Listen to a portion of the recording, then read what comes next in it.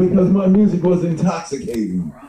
And then it was about Rappers Alike came out, and then a record came out called Super Rapping, which was Grandmaster Flash and the Furious Five. And I was like, what the hell is the Furious Five or whatever?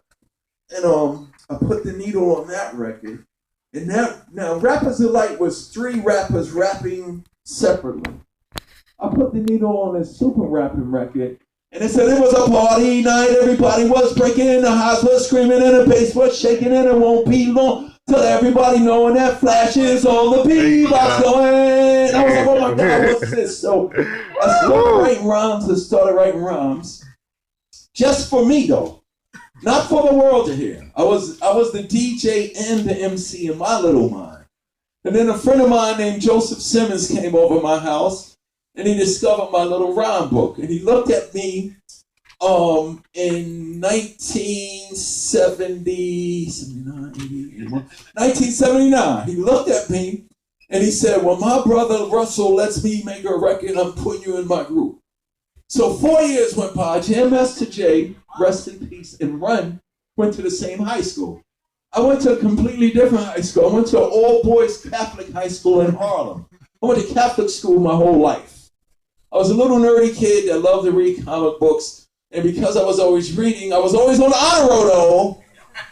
I was always on the honor roll, straight A kid. But make a long story short, 4 years go by. Summer '82, the phone rings. It was Joseph Simmons. Remember 4 years ago when I said, yeah, I was like, yeah, well, grab your school books. We're going to the school. We're going to the studio to make a record. When we went to the studio, we made our first record. It was a single because there was no hip-hop albums yet. It was It's Like That and That's the Way It Is. And the B-side was Suck MCs, if y'all remember that. Remember in the beginning of hip-hop, everything was a single. There was no albums. Then we did another record, vinyl record, called Hard Times, and the B-side to that was Jam Master Jay. And we made the Jam Master Jay record because me and Ron would show up to do shows, and the people would be like, why the hell is 3 people on stage? It's supposed to be Run DMC. So we had to make a record to explain to the audience that the third guy is the DJ that actually plays records while we rap. Because we would show up and people would ask, where the hell the band at? And we would point to Jay standing there holding record cases, standing around the 2 turntables. But then to make a long story short, we did that single, and that single did well also. And then Run's brother Russell thought of this great idea to do a whole rap album. And at the time, everybody was looking at hip-hop like disco. I remember disco was good, but remember us OGs in here, remember everybody said disco sucks now. And everybody started eating disco. But there was a lot of great disco records down the summer. The Tramps even made a cool disco record. Let's not get it twisted. I know my history. Queen made a disco record. Another one bites the dust. They was trying to get into Studio 54. And even the Rolling Stones didn't miss you. Because everybody wanted to get into Studio 54. They was like, we ain't going to get in if we just got straight up rock. Let's make a disco record. They're going to let us in Studio 54. So at the time, everybody was like, hip-hop's a fad. It ain't going to last. Nobody's going to buy a whole hip-hop album. Nobody's going to buy a whole album full of hip-hop. So 1984, we put out the first hip-hop album, self-titled Run DMC, and it went gold. And then we put out King of Rock, and it went double platinum. And then we put out Walk This Way and went, changed the world and all that. Word. But my whole foundation was always records. As a little kid, growing up in Hollis, Queens, New York, my mother and father always played records. And the music that they listened to was Al Green, Aretha Franklin, the whole Motown thing, Marvin Gaye. But for me, the music that inspired me when I was little, 70s rock radio. Do y'all remember that?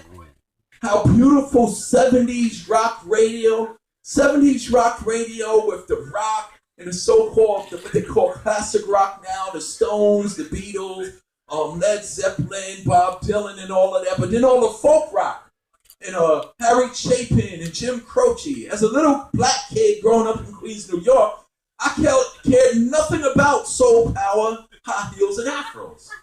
As a kid sitting there playing with my toys and reading my comic books, every time a rock song came on the radio, it made me stop what I was doing. What It's this. Because there was something about the rock guitar and the drums and artists like Elton John using pianos and Neil Young with the harmonicas. It was just something completely different about rock compared to soul music at the time. And I think one of the things was, I'm a little nerdy kid. I like toys and I like comic books and I like superheroes and I like Godzilla. A lot of the soul music was about girls. And as a kid, I was like, girls ain't cool. Batman, Superman, the Hulk, Iron Man, that's cool. So there was something about rock and folk rock because they sung about what was going on currently. You know, I got to give Marvin Gaye props. He did Let's Get It On. But most of his songs were sexy soul love records. You know, Neil Young and Bob Dylan and John Lennon and John Fogerty, Fortunate Son. Like, I'm a school kid nerd. I'm a bookworm. So when they were talking about social issues and the civil rights and women's rights and conditions that was going on politically and socially, it caught my attention because it was like homework. But that being said, that's why during my career, I was always the guy in the group to say, yo, we got to do a rock song. We got to do the rock song. So, you know, instead of calling myself the king of rap when I made it successful, like, look at hip-hop now. Even back then, who wants to be the king of rap? Who wants to be the king of hip-hop? All they do is fight like little girls on Twitter, right?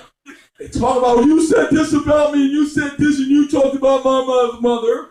And 99% of the music out in hip-hop sucks, like disco did back in the days. So even back then, I didn't want to be, it wasn't an artistic thing. I was this little creative kid. And hip-hop, for you young people in here, we had high expectations of each other. So as me sitting there 12 years old, I